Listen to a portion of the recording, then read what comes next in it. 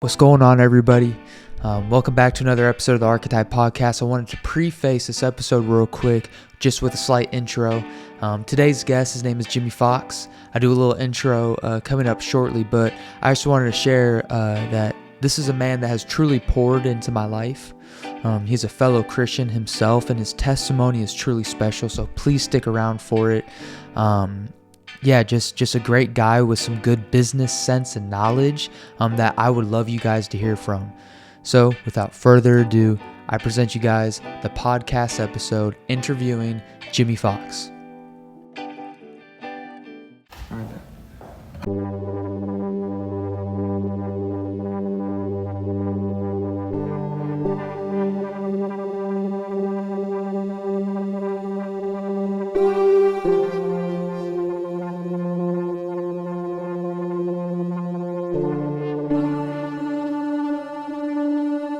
Welcome back, guys, to the Archetype podcast. Today we have a very special guest with us. We got Jimmy Fox. Woo!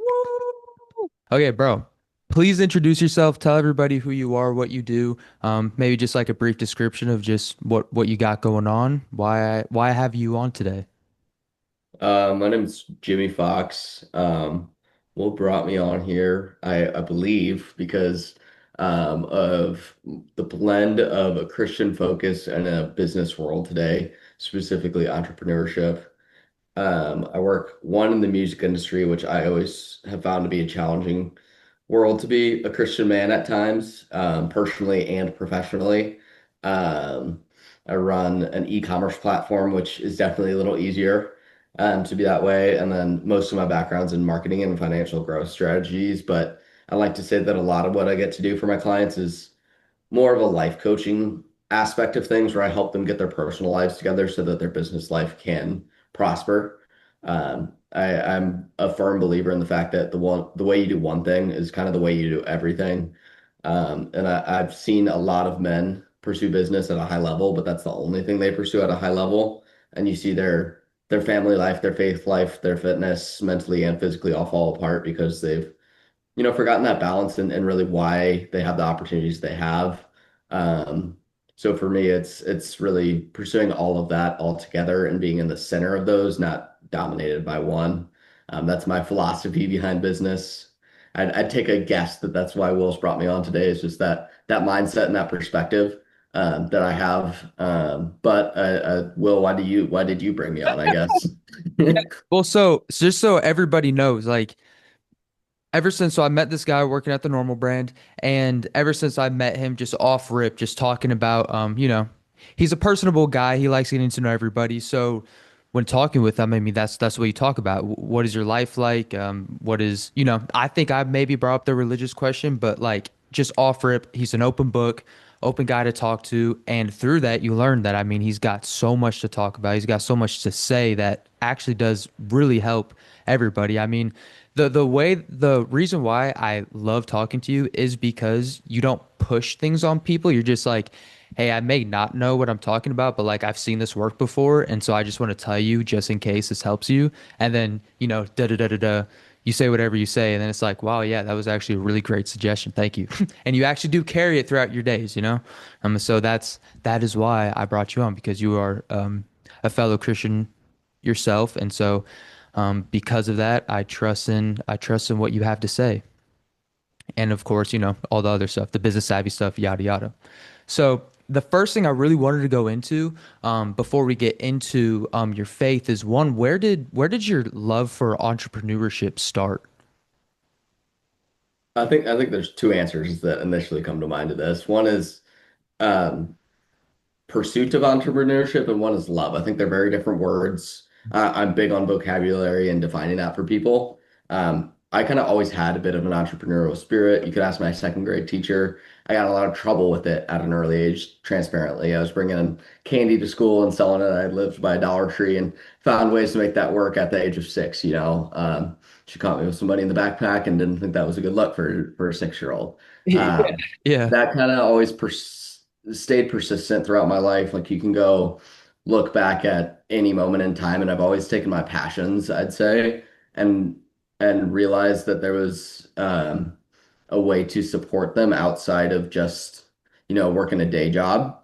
And like, how do I turn these passions into something I get to do all the time was always my mindset. I didn't quite understand it at, 15, 16, 17.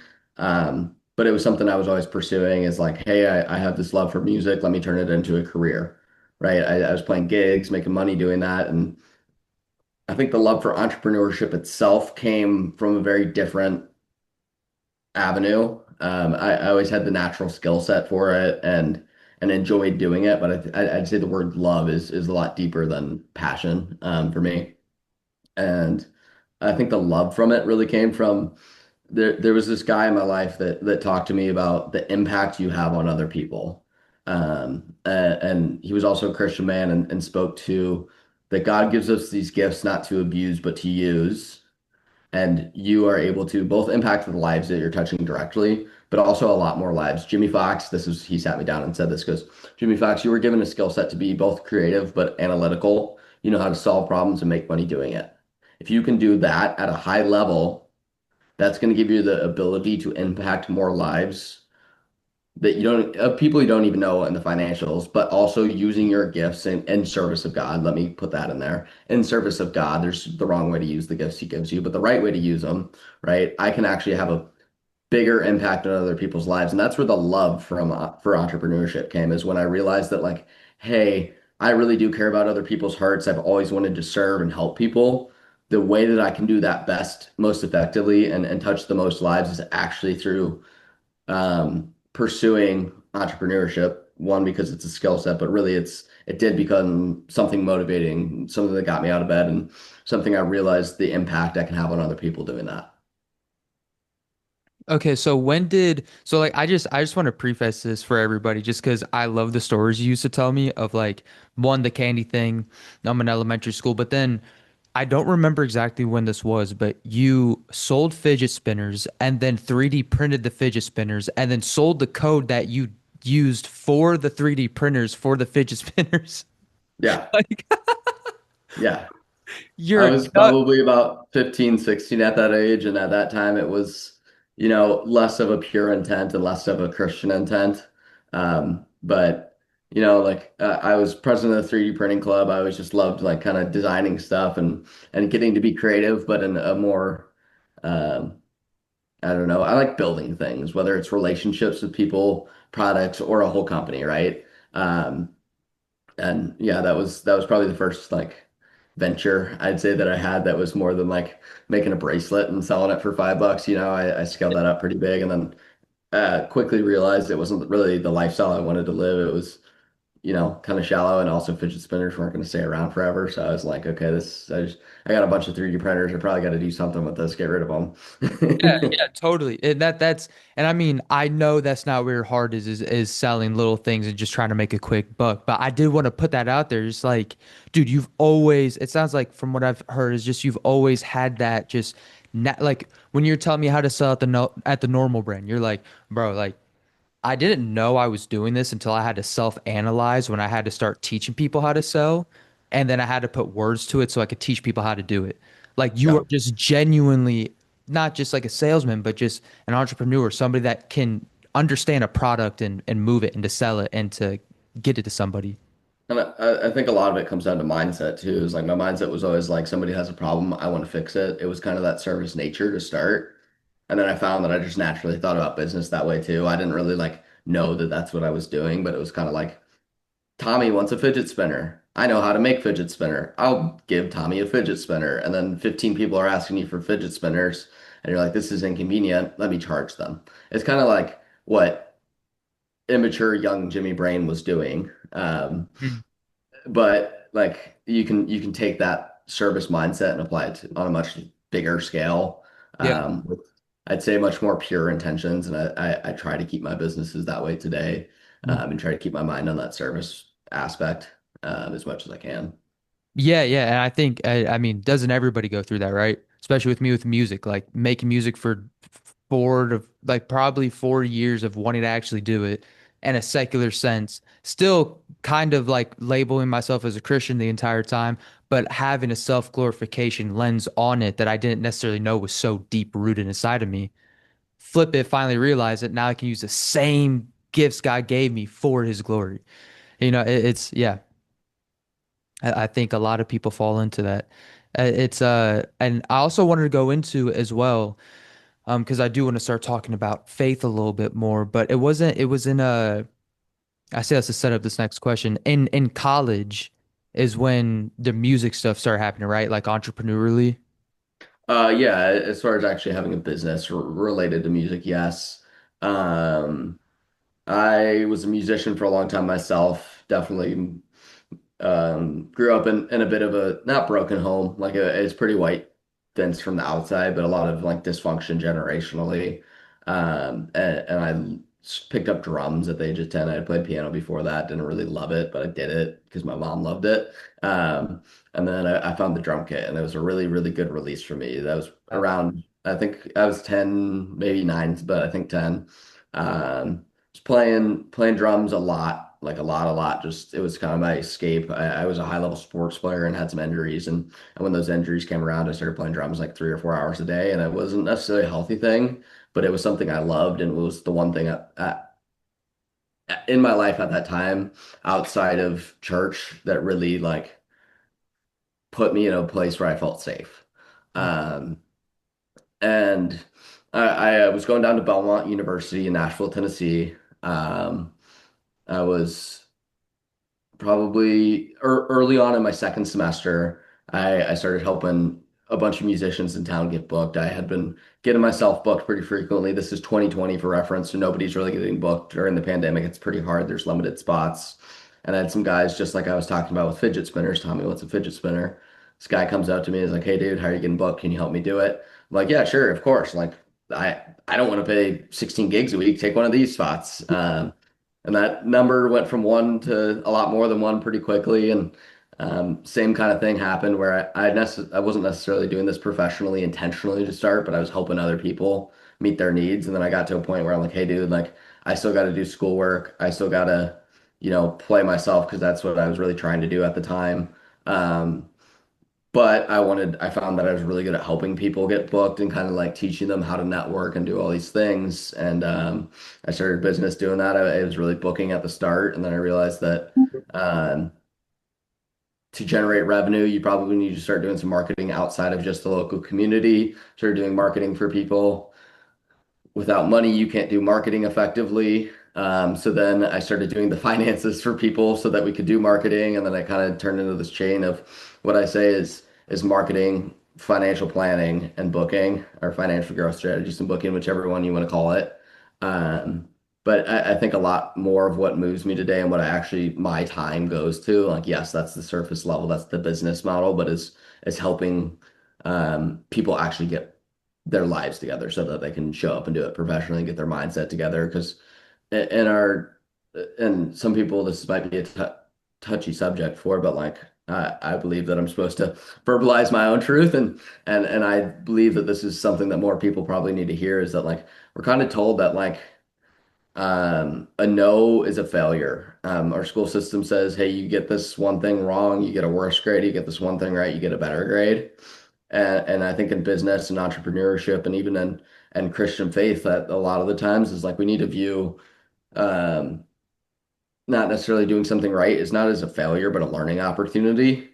And like a a lot of people have really good ideas, whether it's in how to build a ministry or it's how to build a business, and they get two or three no's really, really early on, and that shuts them down. And I think that self-doubt is one of the devil's strongest tools, and helping people get their mindset together. Like I've had some artists that had some alcohol or drug problems and getting that stuff together. Like getting people's mind in the right place is what actually moves me because I get to be of service to somebody and actually impact their life, in their faith life, in their family life, in their mental and physical fitness, but also, yes, in their finances. The finances is what makes it motivating for people at the beginning. But I think if you talk to the guys I've worked with for 3 or 4 years, the reason they still work with me is because like I want to be there for them outside of that. At least I hope that's why they stick around. If it's for the finances, like cool, but that's not what moves me. That's not why I still pursue that business in particular. Mhm. Yeah, that is so beautiful, and I that's again another reason why I love talking to you because there are very, very, very few. Actually, I haven't heard anybody talk about entrepreneurship or business or literally anything with finance or anything like that from that holistic view. Maybe I'm just not on the internet enough, which I mean, very well a possibility. I But wouldn't say the internet. yeah, well, in any case, I don't hear anybody like, that's actually successful in something like this that is like, all right, the finances, yes, that's what keeps this ball moving, but it's not the reason I'm wanting the ball to move, right?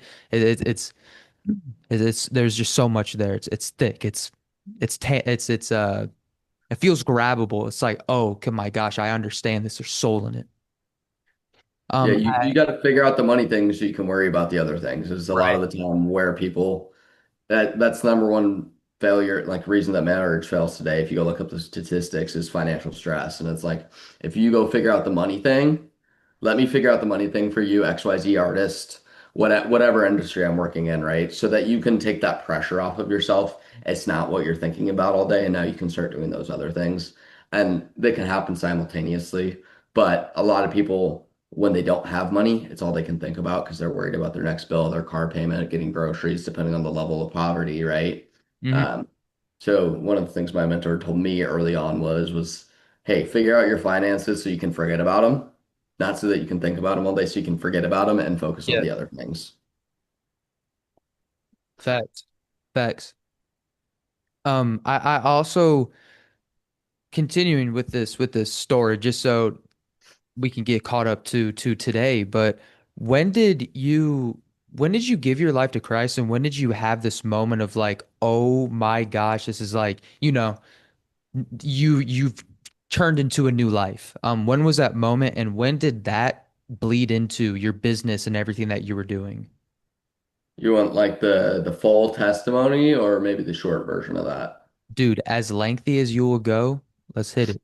Just All rip it. right, well, turn your ears on for a little bit. It's a bit of a long story, and I'll try to keep it on track.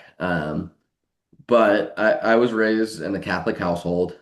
Um, did all First communion, confirmation, all those things.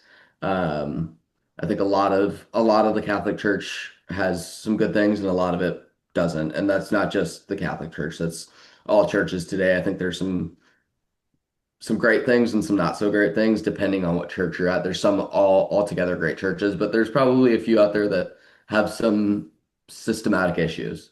Mine was less of an issue with the church at the time, but more of the men I was seeing in that church. Um, I became a very, very devout Catholic Christian about the age probably 12. I went to middle school and a high school where we had 33 monks on campus. They were our teachers. We had outside teachers. But there's one in particular that really understood me and saw the pain I was going through in my home life and kind of like took me in under his wing a little bit and like offered me his time and it was one of the sweetest men I've ever seen, right? He was Mhm. actually my confirmation sponsor in high school Wow. or eighth grade, I think it was. And then there was another strong Christian man in my life. I called him Uncle. He wasn't related by blood, but he was a very, very close family friend. Um, so I'm 12, 13, struggling with a lot of mental health stuff at the time. I think I'm realizing who I am a little bit and how out of alignment some of my life was at the time. Um, Went through confirmation, was going to prayer services every day before school because I'm out of school or they offered that, right? Really, really plugged in with the Catholic community. And then in a matter of a month, I had a really, really good friend kill himself. I had my confirmation sponsor, who's kind of like my grounding point in Christianity, renounce his faith, moved to New Jersey, and actually got married to an 18-year-old. He's about 40 at the time. Um, and then I won't say his name, but the guy I called Uncle actually cheated on his wife and kind of like left his family behind, right? And so now I'm at this point where I'm like, dude, I've put my life, I've gone through a lot of mental health stuff. I've relied on these men to guide me through it, and they've all left. And the reason I only had these three men was because everybody else in my life was a Christian man who showed up one way to church and one way the rest of the rest of the hours of the week. There's what 168 hours. They were good for one of the hours, right? And then there were the passive type, right? Where like today a lot of Christian men, then there's nothing wrong with this, but it's not aligned with me of they show up very passively and they don't speak up and they're not out fighting what I think the fight is of against the devil. I've told Will this analogy, but a lot of people think we're on a cruise ship. I think we're on a battleship. The devil's been practicing this since the beginning of man. We've been practicing it for me 24 years, right? How to be a good Christian man, and very seriously for a lot less than 24 years. But like I see this passive archetype of a Christian man, and it didn't feel aligned with me. I knew there was more in me than sitting back and letting stuff happen. And the men that I saw that were out there fighting and serving, and leading men to Christ all disappeared from my life and like that. And I wasn't necessarily resentful of God, but the church I was plugged into, I definitely built some resentment of. Um, I think I'm 16 at this point. That's kind of a fundamental time for a lot of people. I just had a bunch of sports injuries. It's kind of this perfect storm of I can't play soccer anymore, which was like my whole childhood. The Christian men I relied on disappeared. I can't play drums. It was a hip injury, so I couldn't function. And like I'm stuck with a lot of time, a lot of bad temptations, and nobody to guide me through it that I trusted. And I'll be honest, I found some pretty bad habits in my life. I found drugs and alcohol. I was playing music all the time, which, as a lot of music stereotypes go, there was a lot of drug use. Um, I'd say from the time I was probably like 16 to 2021, I was a pretty broken man. I had a good heart and I really wanted to help people, but I felt so broken that I couldn't lead anybody and I couldn't even ask for help at the time. Um, Transparently, I was pursuing my entrepreneurial spirit in the drug industry. Um, As one does. yeah, what Tommy wants a fidget spinner. Now Tommy's grown up and Tommy wants some other things. And I was still helping Tommy get those things. Yeah. And I felt very out of alignment with myself. It was probably the worst I'd ever felt when I was sober, but I was rarely sober. And I felt so disconnected that I was just trying to find a way to either disconnect or find connection artificially. Um, about that age, I decided to kind of uproot my life. I had some stuff go down and some awakening moments, and I was pretty desperate. Didn't really know what I was looking for, but I was looking for something different than what I have. I moved from Nashville at the time, down to South Florida. I actually turned my phone off for a long time, kind of went off the grid and found a good group of men down there that kind of like showed me back to a healthy lifestyle, and not just in my spiritual life. That was, the first thing was um, turn yourself over to God, right? Because without owning up to that, there's really only so much you can do. Those habits are so well instilled that I think like a lot of it does come down to a point of desperation or pain for a lot of people when they make a major change. And desperation doesn't always have to be a painful thing, but for me it was. Um, and I was really, really, really motivated to kind of turn my life around at that point in time. This is 3.5, 4 years ago now. But I kind of gave everything I had. I forgot a lot of my business world. I kind of like isolated myself a little bit, not from people, but from the lifestyle I was living. I did the Irish goodbye to all of Nashville, and there was rumors going around about me. People thought I died, like it was a whole thing. And I was just really committed to changing my life, and I had a group of men who I believed in, and I listened to everything they had to say and did it with everything I had. Um, they said, admit that you are powerless over all of the things I was doing, right? And I said, okay, I'm powerless, right? Like the devil has me beat in this realm. Give Ask God for the power. Let God be your power to reform from these things. And like at that point in time, I really, really started getting back into scripture. I started doing a lot of service work. The first thing they asked me to do was go serve, even if that was taking out the old lady's trash that lived next door. Go be in service of people. Um, and I didn't understand how it was all going to work out at the time, but this guy that was maybe a year older than me said, action before understanding, don't ask questions, just go do it. I said, okay, this guy's got what I want, I'll go do it. Um, and through that process, it was, I'd say, a pretty messy year of a lot of bumps and bruises, but it was a lot better to have those problems I was having than the ones I had before. And probably a year and a half into this new kind of lifestyle I had, I was following other men. I wasn't being the dictator or director of my own life. Um, I found this group of entrepreneurs that are all Christian based, and one of them was just speaking to a group of probably 40 people and spoke into my life, like into my soul in a way I had not felt it in a sober manner in my life ever. And she actually said, God pulled you out of the dark so that you could serve other people. He gave you a test so that you had a testimony.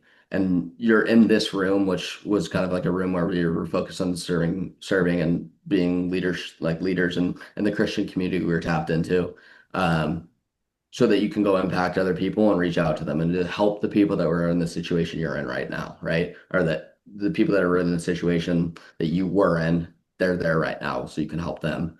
And something I had been saying for that year and a half was God pulled me out of where I was because he had more purpose for me. I transparently probably had 3 or 4 times where I should have died. And it's not like a sob story of, oh, my life flashed before my eyes. Like, no, I was in the hospital. They were very surprised I made it. I had some sketchy situations where there was like weapons pointed at me and that kind of stuff where I probably like 9 times out of 10 should have died. And the day I actually left Nashville, two of my buddies died and a shooting, and I was supposed to be in the car with them. Like there was a few situations where like God pulled me out of that situation and put me here, and I truly believe like the rest of my life, the time I have here is not mine, it is God's, and I'm supposed to be in service of Him. So I'd say there was like a conviction early on when I started changing my life, but like when I left Nashville and moved to South Florida, and then especially when I was in that room and somebody spoke to my soul, was kind of like the two major times where I was like, oh my gosh, this is what I'm doing. There's no doubts, there's no ifs, there's no buts. Like I'm sold out to this thing. Like, yes, I'm going to pursue business, but only with the means of like serving God. And it's my main focus in all my actions, or at least I try to make it that way. And there's times where I'm weak, but like it's a matter of minutes before I realize who you are and whose you are. I come back to whose I am very quickly. I'm God's, right? My time is His, not mine. Um, so sorry, I told you get No, your no. ears ready, but that's the story. That's my testimony. Pick it apart, ask me questions, whatever's Yeah. best. Well, bro, I want to say first if I because I don't know what footage I'm putting on here, but the only reason why I'm not reacting just like blown away or whatever just is because I've heard this before. But I do also want to say when I did hear that, it made so much sense. And I was like, because for so long I was like, what is this dude on? Like, what is not as in like there's something wrong with you, but just more of like, how does he have so much energy to keep going? And why is he relentless about certain things? And why is he always running at 100 into brick walls? Because Yeah. that's what you are always doing. Um, I'll be fully honest. I don't have that determination. I'm trying to grow that determination, but I don't have that. I'm like, what is there something wrong with me? Like, what is going on? And then you told me that, and I was like, okay, yeah, fair enough. I'll tell you, but what I'll tell you is like if I let myself slack, just do average for 3 days, this all goes away, the 100 miles an hour all the time. Um, it's a very intentional redirection and recentering all the time. And for me, that looks like putting my dream in front of me. Like up in my room, I have this weird feeling I'm gonna have a baby daughter. And I don't have like a picture of like a girl up on my wall, but like there's an imagery and an energy that like I feel like reflects that for me. Mm. And I have like this almost like silhouette looking family up in front of me. And those are the people that like when I don't have the energy to get up and fight a fight, it's not for me, dude. If it was always for me, if it was because I'm motivated all the time, the motivation will leave you, I promise. If you're motivated for 7 days straight, thank the Lord because I've never done that. But I keep the other people in front of me. There's a picture of 1,000 people in a room up on this like dream board, for lack of a better word. Um, and again, it's all silhouettes. There's no faces because I probably haven't met most of these people yet. That's another big thing is I'm always trying to meet the people, but it's like I want to go serve and change that many lives. If I'm just worried about me all the time, I'm telling you I'll be asleep by 9:30. But when I'm worried about everybody else, my problems become really small, like really, really, really small, and I can worry about serving them. Like the fact I'm tired and want to go to sleep, not such a big deal when I'm thinking about my future family or the thousands of lives I want to change, right? Yeah, yeah. So like if you're serious, and this is yes to you, Will, but also to everyone out there, it's like if you're serious about trying to make a bigger impact, take the focus off of you. Take the focus off of the devil. Like don't worry about like the small things. Like worry about the big picture. Make your decisions based on, hey, is me going to bed 5 minutes earlier going to make a bigger impact in 5 years? Or is me reading another chapter of this book that is going to make me a stronger, a sharper tool for God, going to make a bigger impact in 5 years? And if you compound those things every day for 5 years, what, 365 times five, do the math, but like that's thousands and thousands and thousands of pages. That is thousands of extra conversations I may have had. Like maybe I'm not feeling great when I'm out, I call it the marketplace, but like when I'm out at Schnucks or that's our local grocery store, but when I'm out at Target, right? Like talking to that actually, like I'm in a bad mood, I'm tired, like I don't really want to go talk to a stranger, but like my job is to go put a smile on that person's face, even if I'm never going to see him again. Like, hey man, how's it going today? Right? Like I'm probably feeling like, hey dude, like get out of my way. But like I put that little bit of extra effort in because if you do that 1,000 times, who knows? There was this guy in my life. He actually moved down to Guatemala to do service full time. But he told me about like one of the first times he was out, like kind of on a mission trip down there. He had this weird feeling that he was supposed to talk to this guy and like was in a bad mood and didn't. And this has always stuck with me. He told me this story probably 3 years ago. Um, and he didn't say anything to the dude, kind of kept his head down, like kept texting or whatever it was, and like was kind of thinking about it for a minute or two afterwards. And he hears this loud thud behind him. And he turns around, and it's the guy that he felt like he was supposed to go talk to who had just committed suicide by jumping off the fourth story at that shopping mall. Right. And like maybe sometimes it's easy to think about the fact that like, yeah, it's just another conversation I could have had. But if your perspective is always that like, hey, that might be the guy that just needs me to shake his hand and say hey today. Like it's a lot easier to get uncomfortable for the 5 seconds it takes to go say hi to somebody. And I'm not saying every conversation you have is going to save a life, but like I'll have 10,000 conversations to save one life because that's the way I'm thinking all the time. That's my perspective. Yeah. Yeah, and it's so interesting how culture says opposite, where they're like, stop focusing on everybody else, but focus on yourself because you want to get farther, or eliminate the distractions, seclude yourself so you can build whatever you want, and then add on the people, kind of like this narcissism way of looking at it. Yeah. And on top, bro, like, I agree with eliminate the distractions, but I'm just saying yeah, I'm positioning do it in a different way, totally. right? Like get rid of the distractions, get rid of the Instagram for 15 minutes, go read the book for 15 minutes. Like, sorry, I get that's a sore spot for me. No, totally. I'm so sorry. I should have been more No, specific with you're what I meant. I meant eliminating people. Your close isolate. circle, isolate. Yes. Um, Go read the Bible. The devil tries to get people to isolate all the time. yeah. That is like one of his favorite ways of doing things is because all you have is your own thoughts and we are ruled by self-doubt. Self-doubt is one of the devil's strongest tools. If you're Mhm. surrounded by the wrong people, guess what? Same thing. He can use them as a tool too. But if you surround yourself with the right people, if you surround yourself with people at your level higher, like you will be the five people you're closest to. So go find some five people to motivate you, inspire you, and like I argue that like isolation is the only way for you to dig a deeper hole. Ex exactly. And it just popped into my head. Like, just, I love the fact that, like, Jesus changed the world with 12 people. 12 people in 3 years. And the entire world was changed forever. Without the printing press, without social media, without like Yeah. Yeah. Crazy. I was also going to say that at T&B there was this guy that came in, and man, like, I feel like sometimes we put too much of a precedence on God's gonna take care of it. Like the evangelists will do their thing. I don't need to go out there and talk about the name Jesus or do that in public as much. When I think there's a healthy balance there of being an evangelist, but knowing that God is also going to pick you up when you don't do it correct, right? His grace is there for when you don't catch it, but it's also our duties to go and talk to people, is what I'm trying to say here. And at T&B, this guy comes in and I'm like, you feel the prompting of the spirit to say something about it. I'm like, man, are you religious at all? And he was like, man, yes. Why do you ask? And we started going in this conversation and he tells me things that he's like hid from just certain people for a really long time, just told them, and he just surrendered to Christ, and he's like, I was done. It was like, Jesus, I will do anything for you as long as you don't let me lie anymore.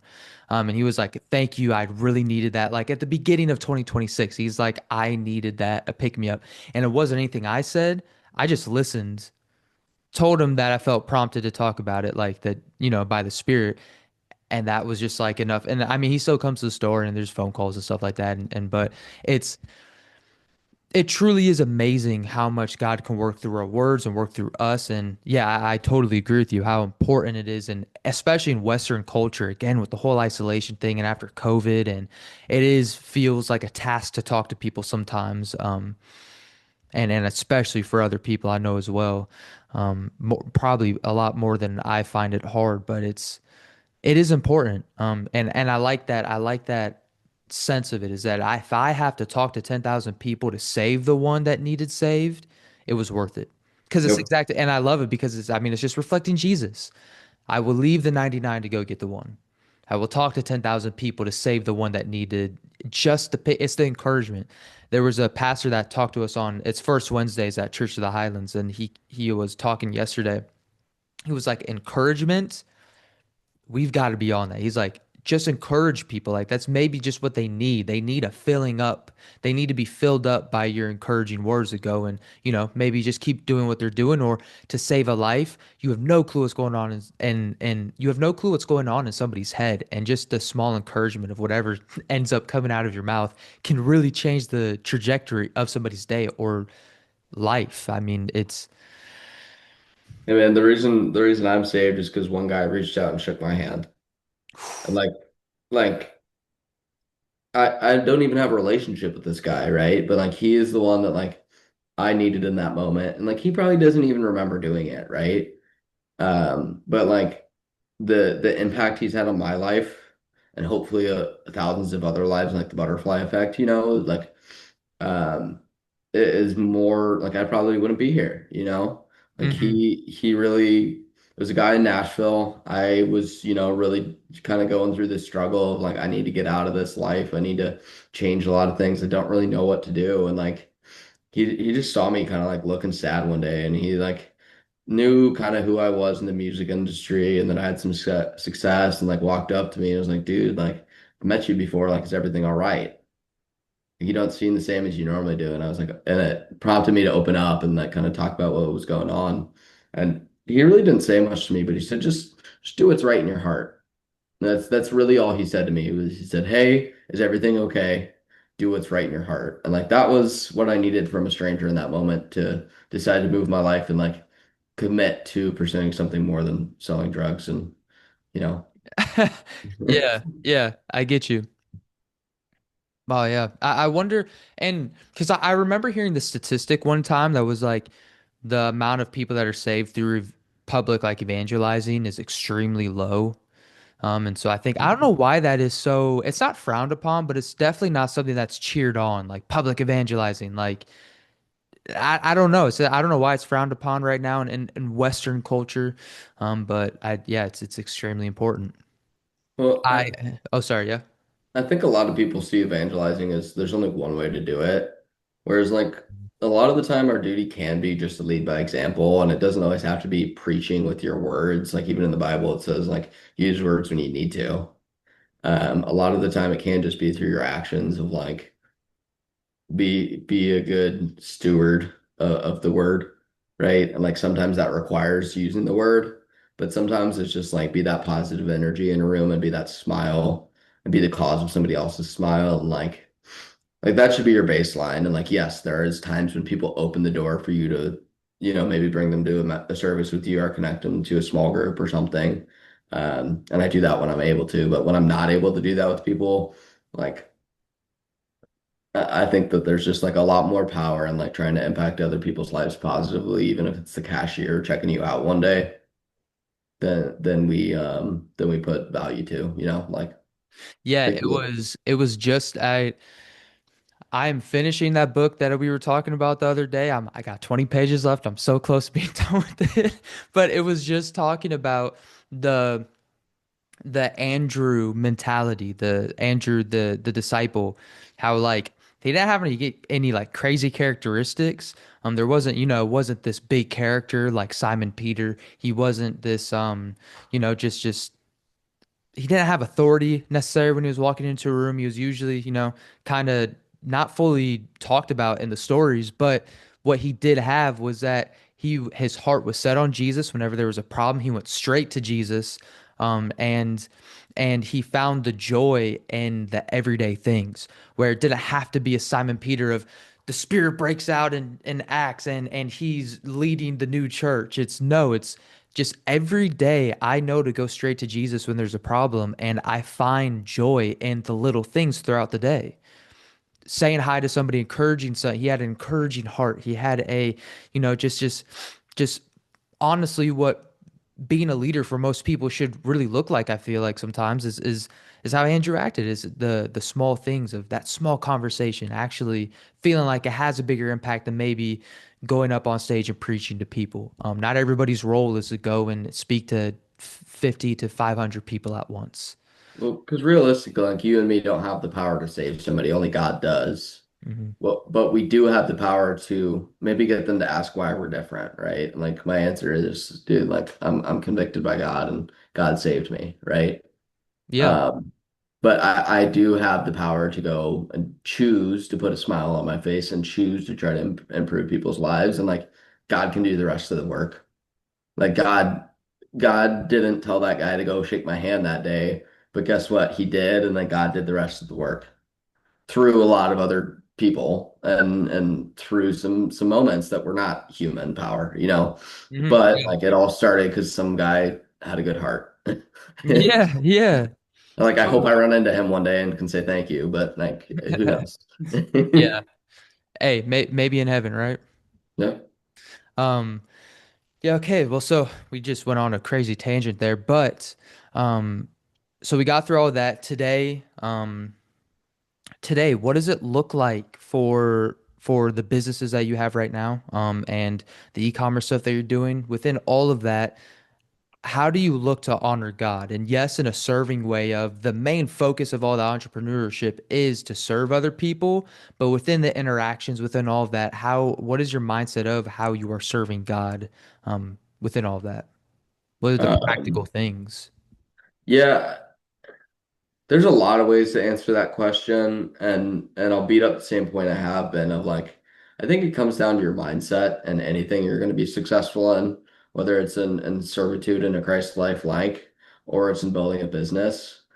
Um, I think getting your mind off, like I'll give you a quick few touch points, and I'm sure I'll get into a tangent or you'll have a follow-up question. But like, I think it comes down to like, can I get my mind off of myself and onto other people with the intention of serving them, not just putting a smile on their face. That's in everyday life, but the people I'm doing business with, can I serve them, right? Can I live by what the Bible tells us to? Can I lead with my feet, not with my mouth? Right? Because I can say a bunch of pretty things all day, but am I living out that life? And that simplifies it a lot for me. Not to say that there's not some intention and like actually going out and speaking the word, but like the baseline thing that I think allows me to both be successful in business and serving Christ and being a true disciple of Christ is that intention and the kind of the thought process behind it. I always say your head leads your heart leads your habits. So I need to get my head on that service piece. I need to get my heart behind that. So I'm truly feeling like, look, I'm trying to go out there and make an impact. And it's not like a thing I have to think about. It's something I feel. I feel convicted. I feel called, right, to go impact lives. And then that's going to dictate my habits. If all day I'm just trying to be the best man I can be, which, like, yes, I am. That's my intention. But if I'm just like, is this right or is this wrong all day? It gets really, really complicated. It gets really, really messy. And the devil will convince you to rationalize wrong things. Whereas if my head is just like, is this what would Christ would do? Yes, but also like, can I go make a positive impact? Like it makes it so much easier. I don't have to think all the time. I can just be looking for people to go serve. And like this is to wrap some of the business into it, it's like go read any leadership book out there. Like any well-known, well-established, well-recognized leadership book. There's some bad ones, but like most of the top, say, 1,000 you could pull out of, if they talk about like the different levels of leadership, level five leadership is servitude to your team, to Christ, whatever your lens is. It's like, how do you be focused on other people? How do you try to make their experience the best? Don't chase recognition, chase servitude. Um, and I think for me, like that's really the main determining factor is that like I'm not worried about the results. I'm not worried if I'm converting somebody to Christianity. It's my focus is on can I serve people? And the result I see from that, like in hindsight, is that people come up to me and ask why I am the way I am, why I get the results I get. Just like today, right? I'm getting a platform to speak on about this is because my focus isn't on me and the impact I can have. It's more on the other person and the small piece I can play in their life. Um, and I think most pastors, most missionaries understand this too, is it's not about them building a school or converting somebody to Christ. It's about going down and like just serving the community, right? And like building a space for them to be Christian. It's like, all right, I'm walking into the business world where most people can't live their Christian life out, and I'm out here doing my darn best every day to be a Christian man in this world. And sometimes that gives other men the permission to go do that, right? If my focus was on like, let me go preach, there are missionaries. I love it. That is not what I'm called to do. I'm called to go be live by an example, is what I believe. And like maybe that'll change one day. But right now, with what I'm my knowledge and my skill set, I believe I'm supposed to go lead by example and like, yes, be in this world and yes, get to guide people to Christ. But like I go to business events and on Sunday morning, we offer an optional service. I've watched 500 people at a time give their life to Christ, right? Like, seriously, go dedicate, like, stand up, like, walk to the front of the room and be prayed over and dedicate their life to Christ.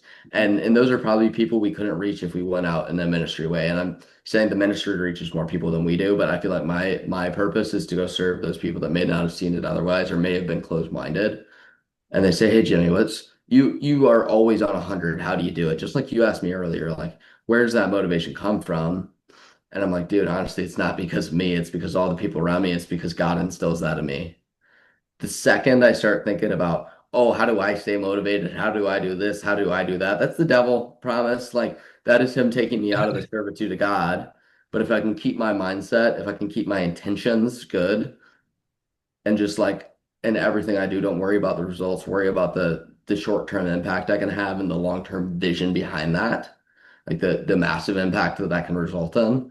The rest of it, God seems to figure out for me, and when He doesn't, my perspective isn't, oh, why God, why are you doing this to me? It's God, what are you trying to teach me? Hmm. Because life is going to throw hard things at you, and like sometimes it's the devil, and sometimes it's probably God, and like if your perspective is always like, God, what are you trying to teach me? Like maybe I'm learning this lesson so I can walk somebody else through it one day, right? Yeah, and uh, one quick every time somebody says, and I just want to know your thoughts on this, but every time, which maybe that's just like not the best thought to voice out, but it really is something that runs through my head a lot when somebody says something like that. Like, what is the reason why God would put us through that to teach somebody else how to get through that? Like, why? Like, I don't know. I just always ask that base bottom line question of like, why are we even going? Like, why do we have to go through this hard spot in the first place? You get what I'm saying? Like, I understand that like we all go through these hard spots, and the ones that get on the other side are very willing and able to teach the ones who haven't gone through it yet. But why is that even I guess you can take it back to Adam I, and Eve, right? I I can speak to my experience, but go Please. ahead. No, no, I'm asking you. Like, I really want to know. Transparently, like when I moved to South Florida, kind of in that like change period of my life, like I was not gonna listen. Not I seriously wanted help. I was begging for it from everybody around me all the time, but I wasn't gonna listen to somebody that didn't understand me. I I was so broken and so hurt and so lost that until So I transparently, I probably talked to the first 2 months that I was down there. I was trying so hard and I had all these bad habits and I couldn't break the cycle.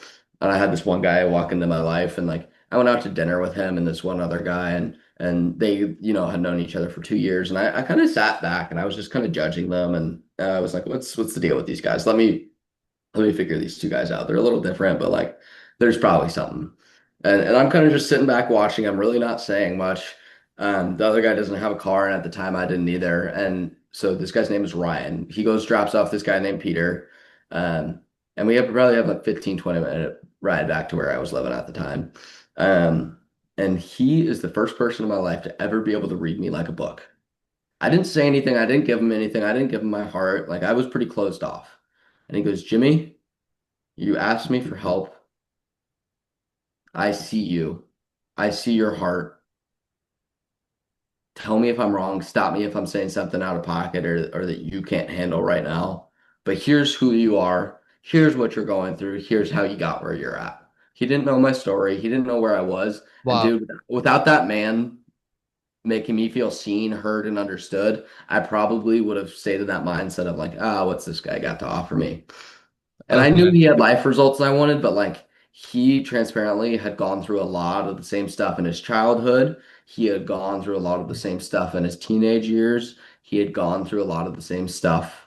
And I won't speak his last name or anything like that, but in kind of like that drug use era of life. And like because he had those experiences, he could understand maybe some of the emotions I had gone through and some of the mindset I developed through those experiences I went through and some of the defensive nature I had built up in trying to protect myself, right? Like I was trying to protect my physical life, my emotional health, like whatever it was. But without somebody that was able to like kind of meet me, I would say meet me at that common ground. Like I'm here and he's here maybe in his, let's say, healing journey, right? Without him able to be able to come here and say, hey dude, I'm with you and start lifting me up, I probably would have got stuck there.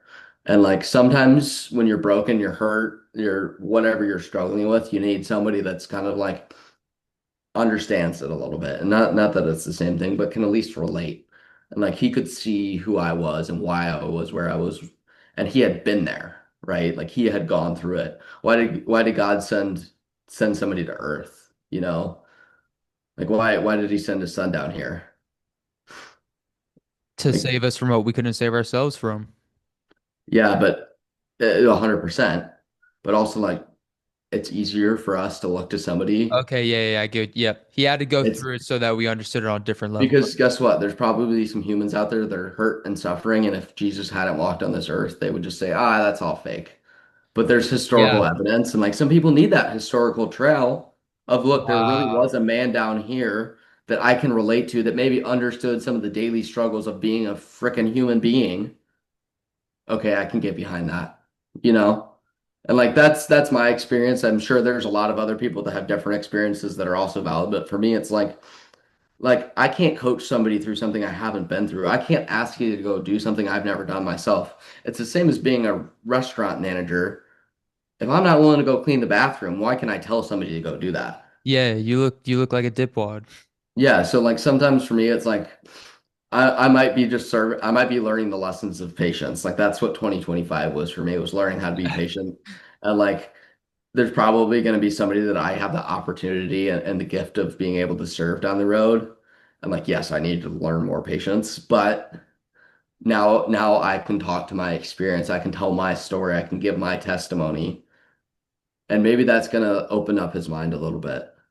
Maybe that's going to put me in a position where I have the right verbiage or the right understanding of what he's going through so I can relate with him so that we can actually impact his life, so that I can open the door for God to serve, to come and make that impact. Not that he couldn't, but like a lot of the times you have to be in the pursuit of God to actually have the facts, right? Like maybe I can open the Yeah. door for the pursuit, right? Just because I've been through that experience.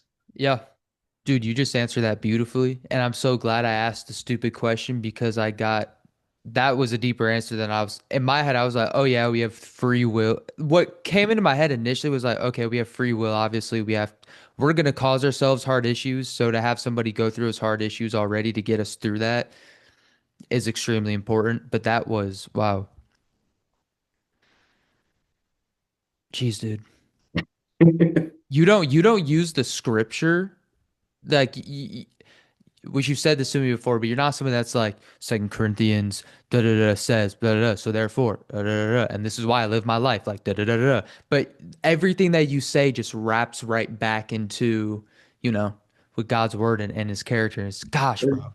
there's guys that are better at me than using the scripture. There's guys that are better than preaching at me. That's what I'm saying. I think Yeah, my calling is not to go out and do a normal missionary service, at least not today. Who knows what it will be in 5 years? yeah, I'll let God decide that. I'll say, hey, God, give me guidance, help me find where I'm supposed to be. But right now, with the skill set I have, I think the most effective way I can serve is not there.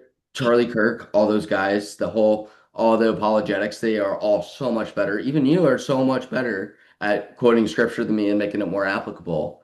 It's not my strongest skill set, but where I am strong is knowing how to tell a story, how dude. to relate to people, maybe thinking about the psychology behind it, and like, guess what? If there wasn't a guy like that, I wouldn't have been found.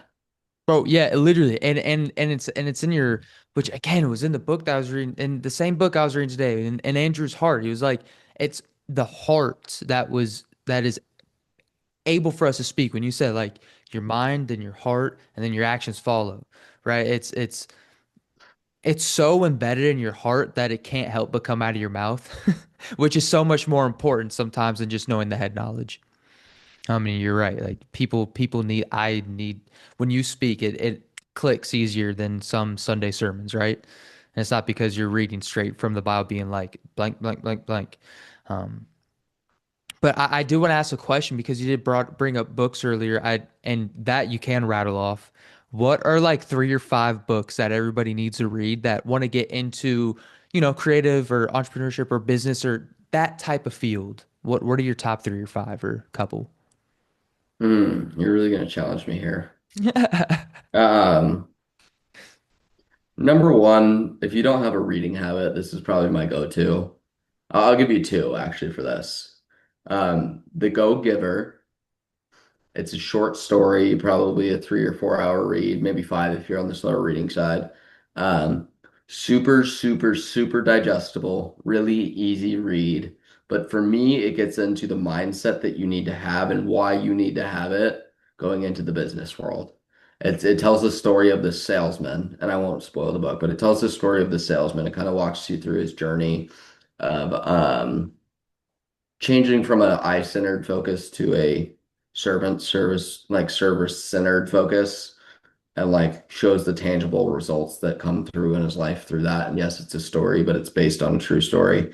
Um, and for me, it really helps one, me see if people are aligned with me before I go into business with them. It's kind of one of my first filtering processes before signing a contract with somebody. But even more so, like really, really, really changed the way that I think about what I'm doing when I go out there.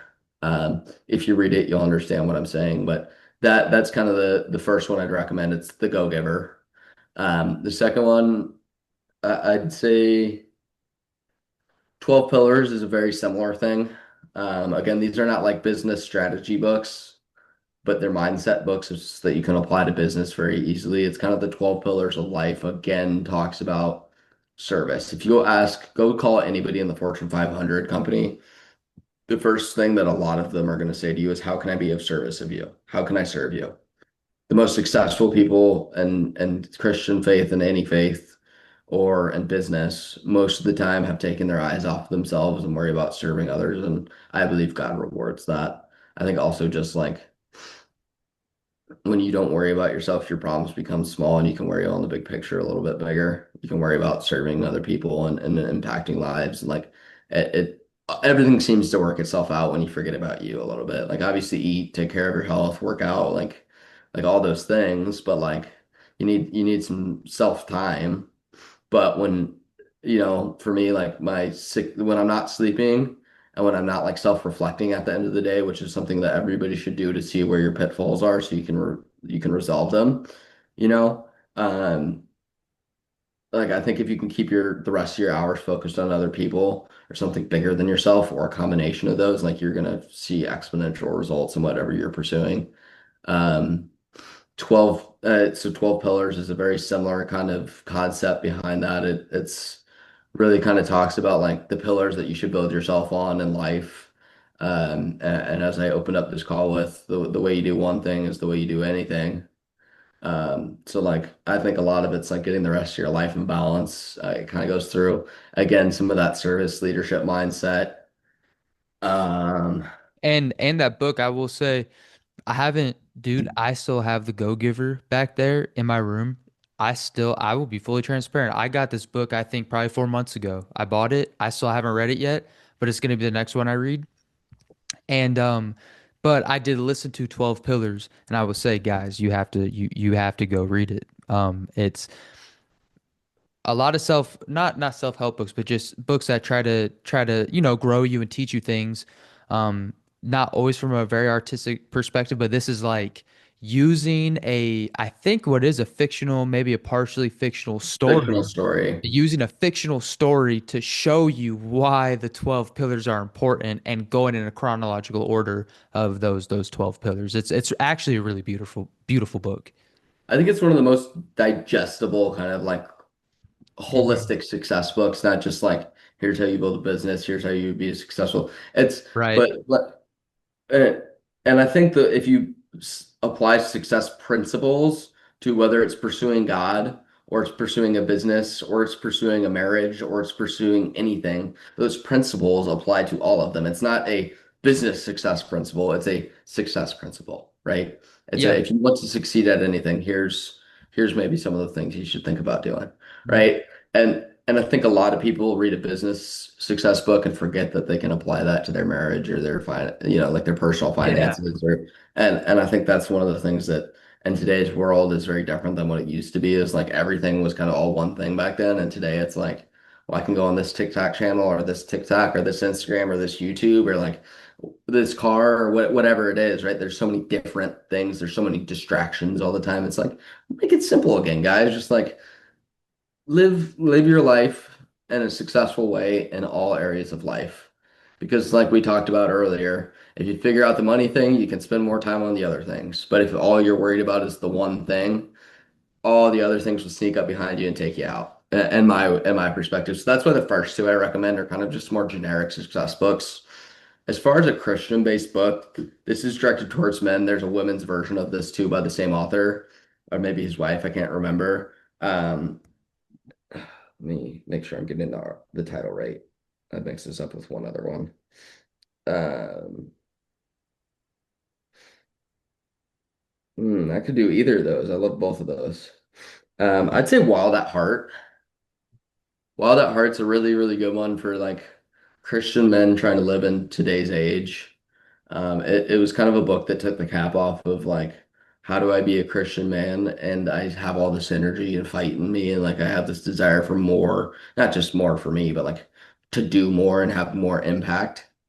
It kind of gave me some permission. And he actually talks about that early on in the book of like how to be a Christian man that's out battling today, because I really do feel like I'm battling against evil spirit or the devil, whatever, right? And it's different in every circumstance, but like there's a lot of evil in this world, and I'd argue that we're ruled by evil, and like it is a Yeah, look, freaking fight. bro, literally look at the files that just came out and the people that call the shots, bro. Like there's undoubtedly evil running this world. It's insane.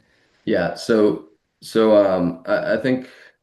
I think that one would be one that I'd put on the five list. It's definitely a more Christian-based book, unless it was a success principle book, but it kind of like opened up my head and my heart a little bit on like how I can be a Christian man and still kind of like use this energy I have in a more like I don't have to be a passive Christian man or a peaceful Christian man. Not that I don't like love peace, but like we're living in a time of war, not of peace. Is my Yeah. perspective. And the goal is to make peace, right? Like when Jesus Yeah. enters the temple, and he sees that people are selling things and everything, he's not just walking out of there being like, "Oh, this is not God's anymore. We're just gonna let him be. We're gonna make a new temple." No, he flips the tables over, tells them to get out, and creates the peace of what it's supposed to be.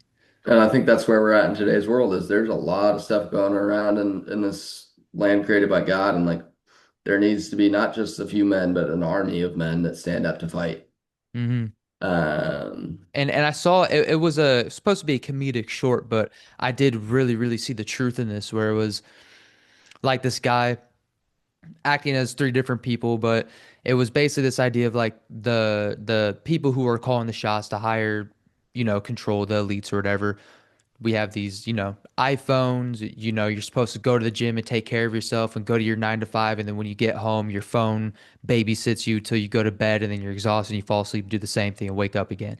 He's like, and it's this joke where the one guy's like, we need to start a revolution. How are these people telling us to do all these things? And the one guy's like, that's why you have an iPhone when you get home from work. And it's like, it's all these things. It's the modern day struggle is what they were so easily able to do, the Boston Tea Party and all those things when America was first happening. And, like America itself was a military. Like the military were the civilians. right. And nowadays it's hard to one even get that focus, but two to get somebody to come to that awareness. And so and that to me, I mean that when you talked to me about that book, I was like, I have got to read that because I feel like it's just one, it's nice to know that there's an author that's thought about these things so hard enough to try to give you a deeper consensus about it, but then also to, grow from and learn maybe the things that I definitely do not know. Awesome. Love it. To wrap up with maybe some business perspective books. I think your question was an entrepreneurship with Christianity in mind. One would be, I kind of pair these two as one in my mind. They're by two very different authors, but I think they go great together. One is Good to Great, very well-known book, directly followed by the book The Servant. So Good to Great is kind of a success principle book. It analyzes very scientifically the top five Fortune 500 companies essentially and says, hey, there's these small select group of companies that went from these good companies to great companies comparative and their growth rates over a long period of time. And it's probably one of the most fundamentally sound, like analytically like they're picking apart Fortune 500 companies and saying, look, here is what the difference was. And then they get into leadership and levels of leadership. And it goes level one, level two, level three, level four. And it says level five leadership is something that nobody can really quite describe, but you can feel it. You can always tell it's maybe not the most charismatic person. It's not always the smartest person, but they always have this nature of servitude, right? And there's everybody can be coming from wherever they're coming from and become a level five leader. Some people are naturally really close, and some people have a lot of work to do to get there. And this is why I pair it with the book The Servant, as it's a book about how to be a leader, and whether it's in your journey with Christ or it's in your business at work, of how to be a servant leader. Because I think when you, as I've said the whole time, when you take your focus off of you and put it on other people, everything you're around will prosper, including the business that you're hopefully like the leader of. But even if you're like the janitor, like janitors have one of the coolest perspectives on businesses because guess what? They have full access. Their key unlocks every room in there, and nobody else other than maybe the owner has that access. And they're always in servitude of everybody else. And a lot of people look down on that, but like the leaders of businesses, the leaders in Christianity, the leaders in your home, like as a father, if you want to go by like the norms of what we see or what we used to see, whatever, like we don't have to get into all that, but the father, the mother should be in servitude. Not that the kids boss them around, but their intention should be to serve that kid. And sometimes the kid doesn't understand why mom and dad are doing what mom and dad are doing. But if their perspectives on serving them to be the best version of themselves later on, that should be the perspective. Not like what's most convenient for me, tell the kid to shut up and go sit down in the corner, right? It's like, how can I actually teach this kid a lesson so that when they're 30, they've learned this and can be a better man or woman. Um, so I think those two books paired together would be a recommendation. Um, I think for Christian men today, there's a book called Fighting Shadows. It's very similar to a lot of other books, but I think it really gets into a lot of like, I think today we're very scared to kind of like put the real things out on the line and transparently without me getting super vulnerable. I can't be a good leader, but I also wouldn't be where I'm at today. I had to get, I say Fighting Shadows is kind of like, I use this imagery of like, if I'm keeping stuff in the dark, where does the devil operate, right? People say dark is the lack of light, not that it's actually a thing. It's just the lack of light. It's light is good, dark is bad, right? So the devil operates in darkness. Like I'm keeping stuff a secret, whether it's a secret from God because I'm not giving it all to him, or a secret from you, Will, like I need to tell you these things going on in my life, right? Um, it really kind of gets into some like tangible strategies and reasons why we should be bringing more things to light, hence the name Fighting Shadows. But I love using that imagery of like, there's this dark secret inside of me, or this thing that like I feel convicted to talk about, I'm not. And like we're doing everything in our daily activities to try to be a man of God, but then like we keep that one thing kind of hidden. Like the devil's gonna play with that one thing all day if that's all he's got on you. So like for me, and seen a lot of men that have read this book have very different takes on it, but for me, it was kind of like a very convicting read of like get that stuff back into the light because there was some stuff that like I had taken care of, right? Like I had gone through psychologically and in conversation with therapists and with preachers and with pastors and with everyone, right? And like I'm like, okay, I've got this handled. And then I go live my life, and guess what? Those things sneak back up. And I'm like, no, I've got this handle. I got this handle, and I'm keeping them as a shadow again, right? And like, how do I expect to lead people if I can't take care of myself? It's the airplane analogy of put your air mask on. Like, don't be focused on you all the time, but put your air mask on so you can actually lead other people, so you can save their lives, right? Um, and Fighting Shadows was one of the books that convicted me a lot. Again, not a super business heavy book, but I don't think like the best ways to be successful in business or to know all the numbers and the stats and the strategies. I think it's at least for me is more about like how do you be a good leader? How do you serve people? And God seems to figure the rest out for you if that's what you're supposed to be doing. If you're not supposed to be doing that, then he'll probably open another door for you to walk through. I knew you would have some heat, bro. I knew you would have some heat to say, dude. I'd love to give a little reason as to why I think reading's a great thing too. Because I hate giving advice without like some why behind it. Yeah, for sure. And like this may not be for everybody, but like for me, transparently, like reading was something that I had dyslexia, ADD, ADHD, all the things, right? Like you can use those as an excuse or you can use them as a skill set, and that's a whole nother conversation. But reading was never something that like I loved. I get distracted easy and like transparently, like I found it really, really boring for a long time. Just like everything else, it's all about the mindset of like for me, the reason I find reading to be such a useful tool is I get to associate with the author, essentially somebody that's put a lot of time into an area that is likely more skilled or more knowledged than me in that area. And the reason I want to associate with those people is yes, you become like the people that you associate most with. And you can almost be mentored by those authors, but the important thing for me is like I want to be in servitude to God, right? Hmm. Go in your kitchen. Which knife are you going to pick up? The really, really dull one that's hard to use and hard to cut and like is annoying and doesn't cut through the chicken tendon you're trying to cut, or the one that's really sharp and makes the job really easy, I'm taking that big, sharp chef knife. right? So I am trying to fine tune myself, fine tune my skills, fine tune my vocabulary, my understanding of whatever I'm walking into, and be the sharpest knife that God has in his kitchen. That's my perspective is like, if I really want to serve God, like part of that responsibility, because it is in my control, is to put myself through the knife sharpener daily as long as I can. Right. And like there's a level of reading that probably becomes detrimental because you're not out serving. But like instead of turning on Netflix and like filling my mind with a bunch of junk, like I'm gonna go read. Like yeah, I still will watch a movie with the family, right? Because that's like one of the things you should do is spend time with people.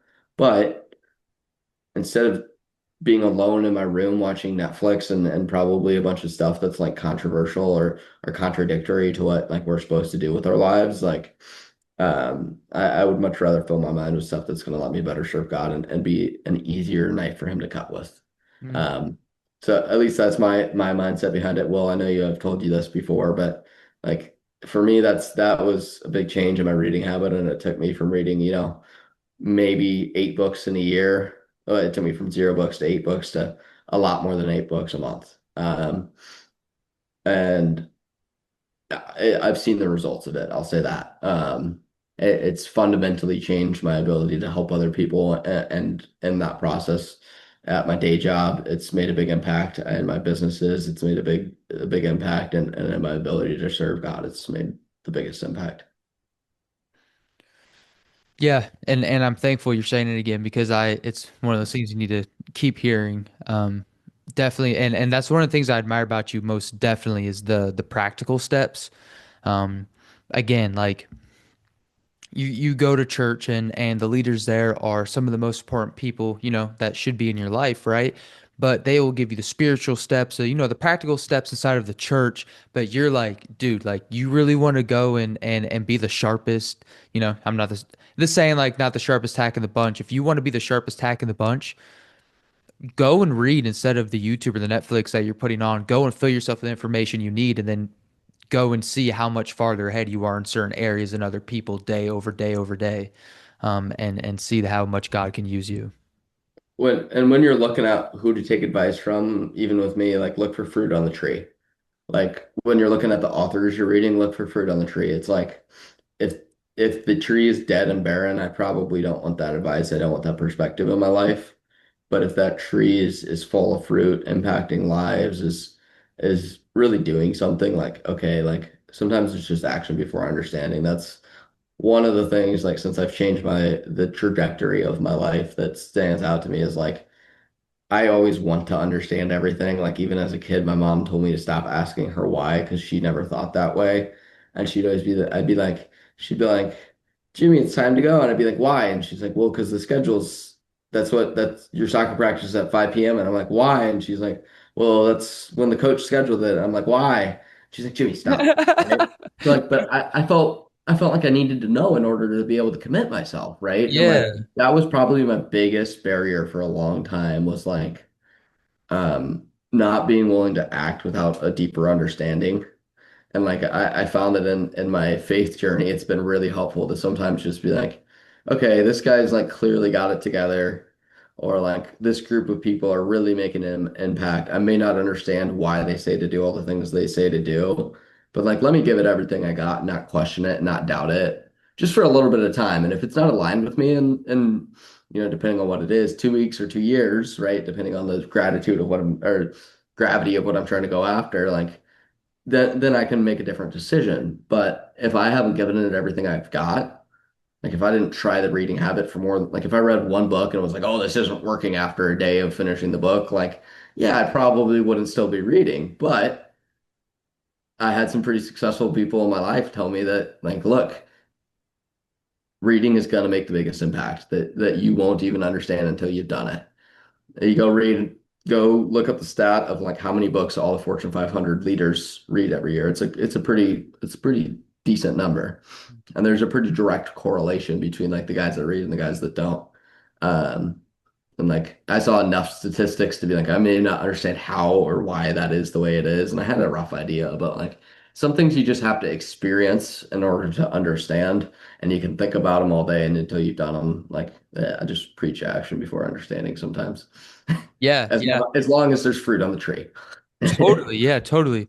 And yeah, dude. Yeah. I was about to say something, but I think it's a mute point, a new point. Anyways, um, Well, that's what you thought about that one question. What were you gonna say? I I want to was, hear I it. was, I was literally just, it was just a thought in my head where it's like, you don't always like just seeing the fruit on the tree is enough to have to sometimes the wisdom is to just trust that the fact that you see the fruit is on the tree and to trust the fact that the tree is there, that you should go and follow whatever they're doing. It's not always it's like, all right, watch what they are doing. If the fruit is there, just go after, see what happens. God will open and close the doors. You might not understand the why yet, but maybe that's just because you haven't had enough time. And so that was just like the thought that was going through my head. Love it. Um, oh man, actually, yeah, this is a question I did really want to ask, as just because, man, my brain works in like the nitty gritties and like sometimes the stupid details, but I think this one actually is really helpful. Do you think within your own journey, within the things you've experienced, things you've built, and things that have been destroyed, um, Do you think it's possible to grow your relationship with God at the same time as growing a business or trying to build something? Like you said earlier, you like building things. Are those processes able to happen at once, or have you experienced that it's smart to step away from things, build your relationship with God, into that mode, and then go into a different mode of, all right, now it's time to serve, right? Is the bar getting filled up and then used, or is the bar being constantly filled up and being used? I think they almost have to happen at the same time for them both to grow. Now, you can grow your relationship with God without building a business, right? Hmm. And you could probably build a bit of a business without your relationship with God growing. But at the end of the day, for long term, more than a couple months, to be successful at building a business, I truly do believe that you need to be pursuing a relationship with God. And like that's why I get into the mindset is because it's a more tangible way of explaining this is like I apply the same mindset to everything I do, whether it's building my relationship with God or building a business or trying to help other people. And like they're kind of all the same thing for me at the same time, right? But it's like the one way you do everything, and I'll say this one more time, I'll try not to say it again after this, is the way you do everything. And like when I go and pursue a relate, and there's different habits, right, that I pursue for building a business and building a relationship with God. But guess what allowed me to be a better leader and lead people both to God and lead people in business leadership books? Guess what habit allowed me to develop that skill set? Reading. Guess where I found fighting shadows, which helps me take these shadows out of myself, right? Give them over to God, but then also it allowed me to get the shadows out of myself so that I can be vulnerable with other men and lead them in business, lead them in their faith, lead them in all areas of life. I think I always say the four F's. It's faith, family, finance, and fitness. Draw a grid. Most of the time we kind of see ourselves here, here, here, or here, right? And like we don't see them all together. And like I think for you to be really successful at one, you need to find yourself in that middle point, like right smack dab in the middle of like, look, my faith needs to be good because that's the number one. And then I follow up with family is probably your second most important thing. The people, yes, blood, but also like the people in your close relationship that you would say like your family too, right? And then number three is probably you can swap your I think fitness is probably a separate category, but then finance.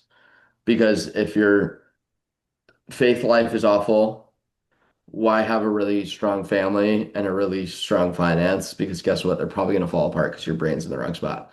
If you've got a really, really bad family life, you're probably doing some stuff wrong in your faith life. And why have all the finances? Because guess what? You're probably unhappy.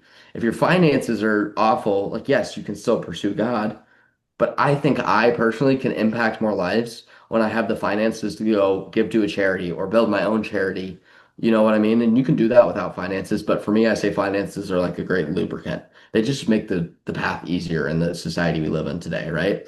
So like having the finances takes the stress and the strain off of your family situation. You can send your kids to a good school. You can pay for the nanny you want to pay for. You can send your wife home, or if you're the husband, your wife can send you home, right, to take care so you can be the primary influence in your kid's life, right? So it's one less stressful thing.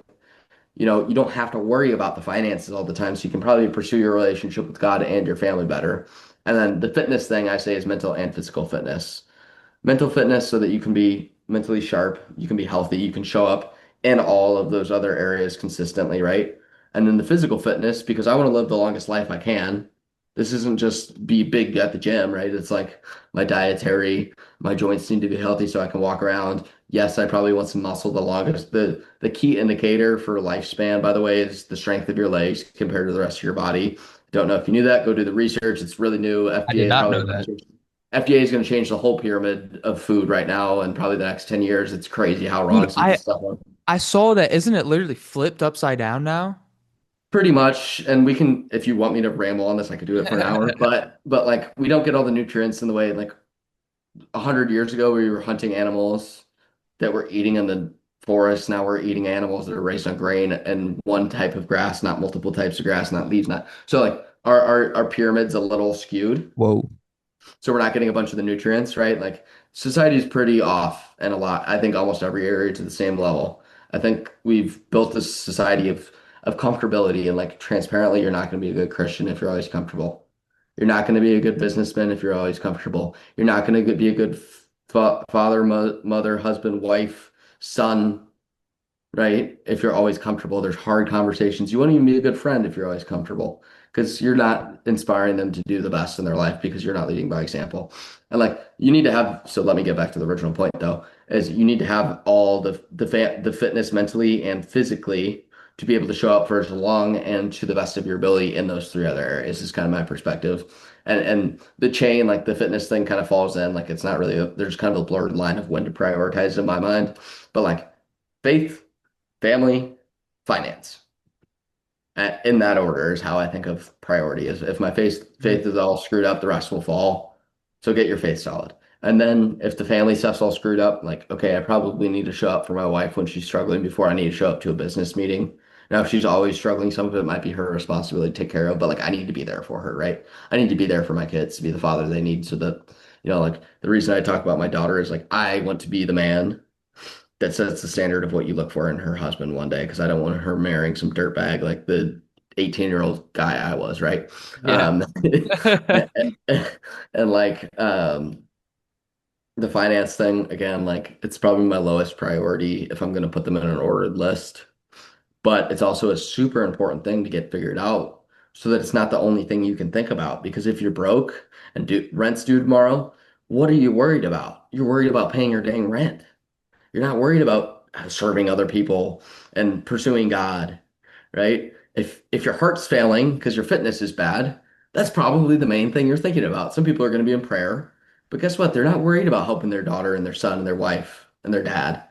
They're not worried about making sure the bills are paid for them. They're not worried about, probably bringing people to Christ. They're more worried about themselves and praying to Christ, right? Like, so that's why I say you want to live in the middle of all of them. And yes, there's a priority order, but like, and sorry, this is a really long tangent from your original question, but like I think it's almost necessary for both to be growing at once for the reasons I've just explained. But like if you level up in one area, it gives you the freedom and sometimes naturally just makes you level up in those other areas. And like faith is probably the one I always put at the top of the list. Like if everything's falling apart, if my mom's in the hospital, I'm still going to go to church. Mhm. Sometimes it's a remote service. I go in person whenever I'm able to, but like I'm at least gonna go to church, right? Mhm. That nurse walks into the room, I'm still able to, guess what? Try to put a smile on her face that day. She's probably got a lot of other people that are struggling. I'm not going to steal all of her time. I'm not going to change her life that day, but I'm still going to try to make her smile. I'm so grateful I've figured out my finances because then I can pay the medical bills for my mom. Right. And I'm glad that Yeah. I'm physically fit enough to be able to show up and like sometimes people are like money's an evil thing, right? And we can get into the whole Bible verse of like it's the pursuit of money, not that money is, but like that might be what lets me leave my day job so that I can show up for my mom when I'm in the hospital, or I can go serve people 24/7. Like if a man's really struggling and their journey with Christ, like I can give them 4 hours, 5 hours, 6 hours a week to help them walk through that, right? Mhm. And that's why I say like you gotta get all of them together. It's all four. Actually, Yeah. I've Oh, go sorry. ahead. No, no, you're fine. All you. Oh, bro. Okay, I, so I need I need a break. I understand. I understand. One, the one thing you said, you were like, if you're comfortable, you're no good to anybody around you. It's I remember earlier what you said. You made a point about it. It's like if you're living for yourself, it's quickly gonna burn out. You start living for everybody else, for God, start a servant mindset.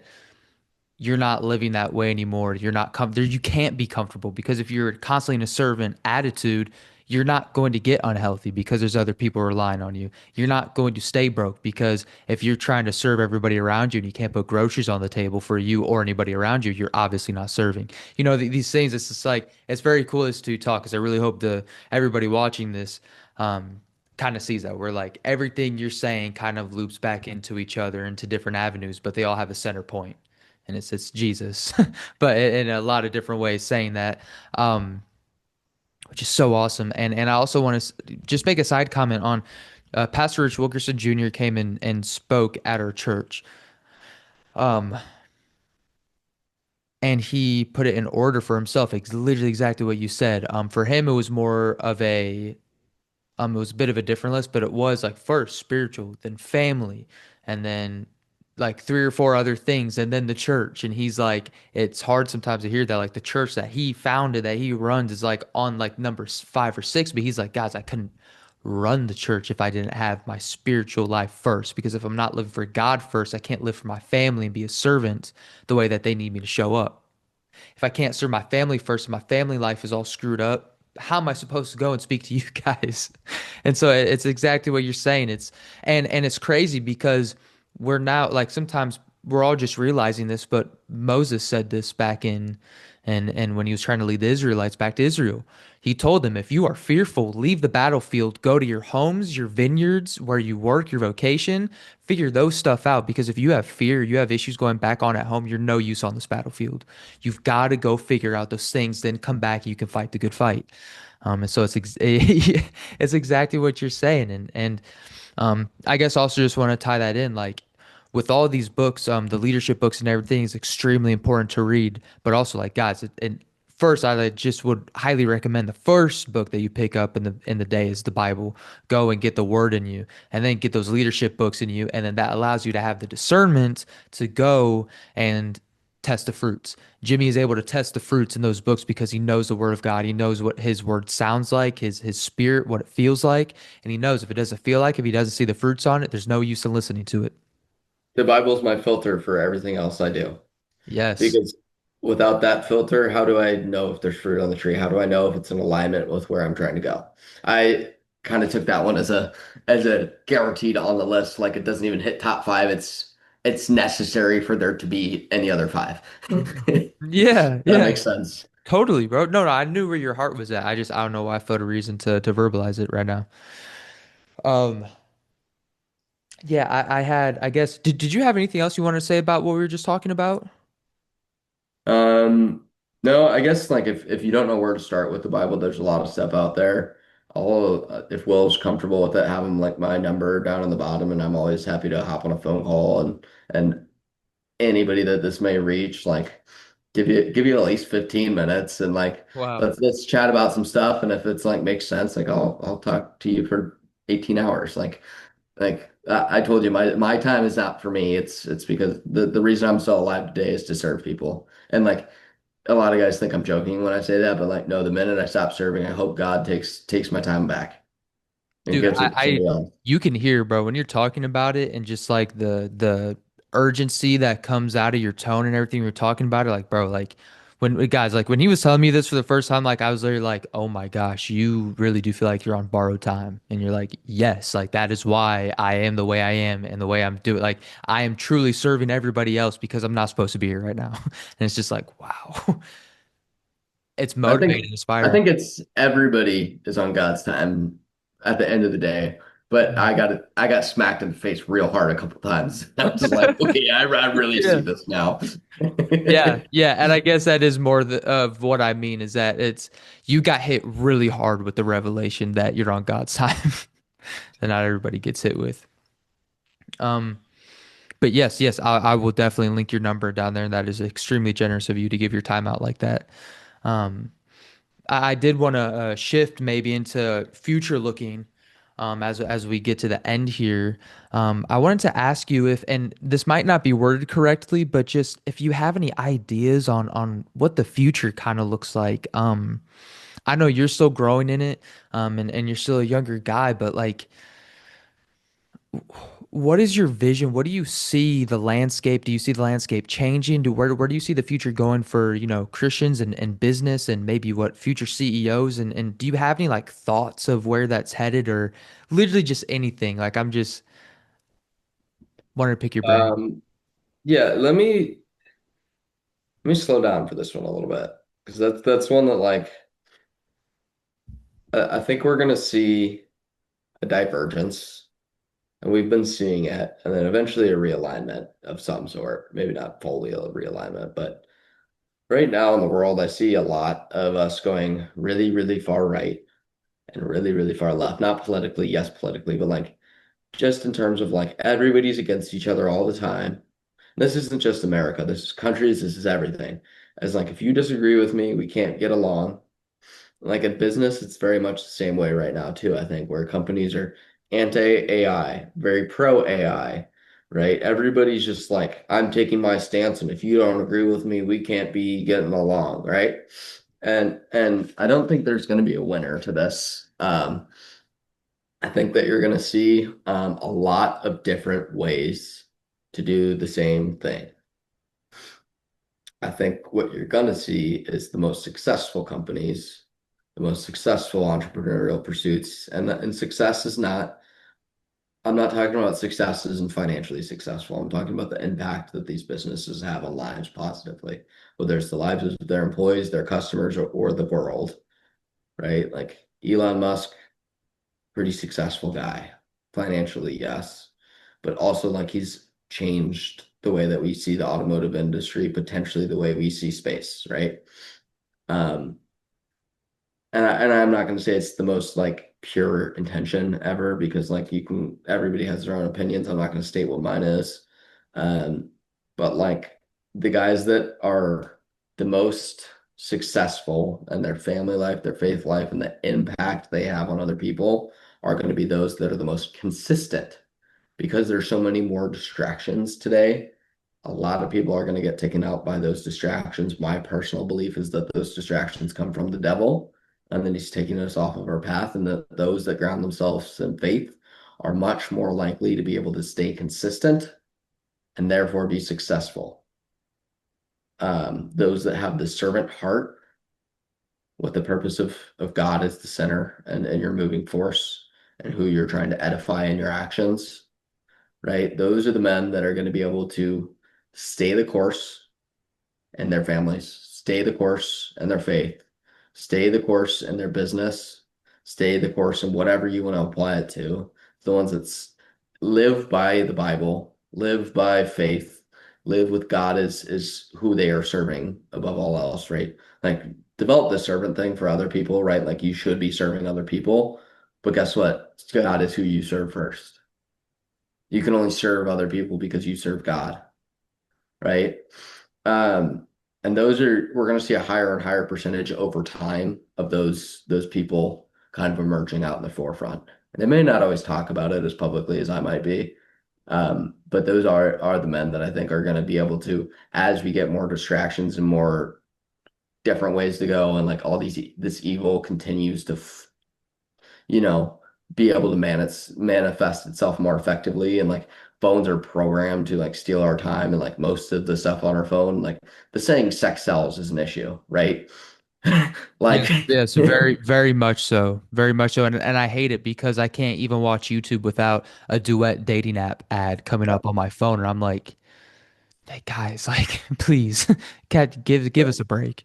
I think the future is really going to be like those men being able to base their lives in Christ are going to become a higher percentage of what's out there just because more people, as I was saying, Christian lives, non-Christian lives, it's separating.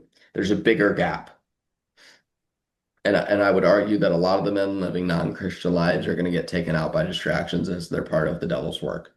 And the men that are staying true to course and servitude and to God are going to have a much higher success rate. And this may not be on your Fortune 500 list, but this is going to be in your daily life. You're going to see the men that are the most fulfilled, that are the happiest men, and their family lives and their faiths lives and their finance, yes, and then and in their fitness are probably the ones that are the most consistent. And I think it's going to be much easier to stay consistent when you're following God. Because guess what? God's not moving around all the time. Like AI is going to be different in 2 years. And if AI is your higher power, it's what's solving all your problems for you. Your your higher power is going to be changing all the time, and you're going to probably be changing for the better in some ways and worse for a lot of them. Wow, yeah. I think it's with the evil in this world, one getting more easier to seek out, I think in some ways, but also just it rising and rising and rising. And as you know, the good is also rising and rising and rising.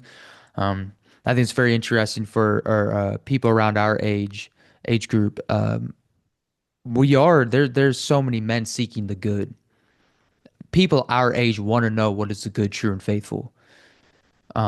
And it's crazy how much Catholicism is raising a popularity, early Orthodox teachings, that type of stuff. I think it's because men our age want systems, want to know what is real, what is true in a world of AI and stuff like all this. Um, and so I guess one thing I was thinking about while you're speaking, I was like, it's gonna be so easy to see what is true and beautiful. With AI and the people falling from the distractions, it's like the more cigarettes got popular, the more you could see who was dying from lung cancer and who wasn't. Or it's like it's so much easier to see how bad it is for you the more information that comes out about it. It's like the more AI is used, the more that the certain evils in this world are getting more and more raising up and more successful in their own way. It's easier to stray away from it, and the people that do, to your point, I guess, are going to be the ones that we are able to follow after. I think a cool way to look at it is like the people born after the 90s are probably the ones that have lived most of their life in this technological age. And just like cigarettes, there's a time factor to being able to make these realizations, right? Like the first 10 years, Oh. people were smoking cigarettes and nobody had died really from them yet at a high rate, right? And I think we're still in that kind of like early stage of like, we haven't seen the destruction that all these habits we have today are going to create. And like, I'll tell you, my little brother's 9 years younger than me. When I had problems with homework, I said, "Hey, mom, dad, can you show me how this works?" He said, "Hey, Alexa, what's the answer?" Right? And like, Yeah. and he's not him and me are not the ones leading the world today yet. Like at the highest level, we're not the politicians, we're not the businessmen, we're not the ministry that's making all these decisions. And like as this generation dictated entirely, not just like for a portion of their lives, but entirely by this internet craze here in first world countries, continues to evolve like an age, Hmm. right? Like we're gonna start seeing this kind of like, okay, society's like you can tell who did what, just like you can tell who smoked and who didn't, right? It's like, Hmm. and not that everybody that uses Alexa or Instagram or whatever, like there's good ways to use them, right? Totally. And it's just more common that people that smoke cigarettes, as you said, are going to die of lung cancer. And I think we're going to see a little bit of that. It's more common that when you're living a life of distraction, comfort, and ease, of disassociation through a phone, Hmm. we're going to see a commonality kind of start to occur of, okay, those people probably need a little more help than some other people. Like, and transparently, like those are the people that I'm trying to serve. Is like they're probably not going to be tapping into the ministry in the same way that other people are. And like, if I can go and they're chasing me for like my business success at first, and I can be like, it's only because of God. Like that's what I feel. Those are the people I feel called out to reach. Like, dude, I was a drug dealer at a high level, and like I was hurt and lost and lonely and wanted a solution, but was too closed-minded to Christianity because of my past to accept help from God. Right. And I had a man that opened the door for me and God did the rest of the work. And like if I can go just open some doors for people, put them in an environment where they might find God, lead by example, lead with my feet, not my mouth, not my actions, right? Like just go do the thing and like help one or two guys along the way. That's what my goal is to really go and be able to serve the guys that like maybe don't have or maybe life hit them really hard and maybe they had like a really bad home situation and they're too close-minded because the man that abused them as a kid was a Christian man and they said I'm not going to do that, right? And like maybe I can show them that there's another way to be a Christian man.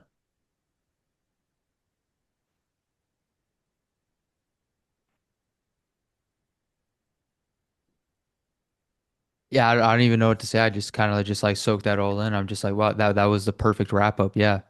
Yeah. It all comes back to like the most important business and the most important is not the Fortune 500 or how to grow your business most successfully. It's how is your business impacting the world? And it all comes back to that simple, whatever our seeds are that have been sown in us and that compels us to speak about God, wherever our personal testimonies are, that's what it's always going to come back to and what's most important. It's awesome. Okay, well, I think it's time to wrap up, but I really did want to ask if you wanted to plug anything, if there's anything, final words you want to say, anything that we missed in this conversation that you wanted to talk about, literally anything, before we close out. Um, my phone number is 314-703-0237. Shoot me a text. We'll find a time to call. Um, my time is yours because it's God's, not mine. I'm here to listen for 15 minutes or talk for 15 minutes or whatever you need me to do. Um, what I do today is really help primarily young men, but also young women, but primarily young men find their way to success in the four areas, not just finances. And you've heard what my perspective on all that is and how it's all intertwined and how solving one thing can help the other things. Um, but my time is your guys'. Whoever's listening, I'm talking to you. Like, reach out. Don't be a stranger. Like, if even if it's just to tell me I'm dumb and like correct me, like, let's do it. I'm all for it. I'm here to learn and I'm here to serve. So that's it. Dude, Jimmy, thank you so much for coming on. I'm a link. I'm gonna put your phone number down in the description. Guys, please go reach out to him if you want advice, if you want to talk, literally anything. Dude has just the right words. It'll hit you in the chest. Yeah, thank you guys for coming to another episode of the Archetype podcast. If you guys enjoyed, please like, comment, and share and spread it all. Spread the clip, spread the video. Anybody who you think needs to listen to this. Trying to build a bigger community on here. So I love that. But yeah, thank you guys for watching. I will see you guys in the next one.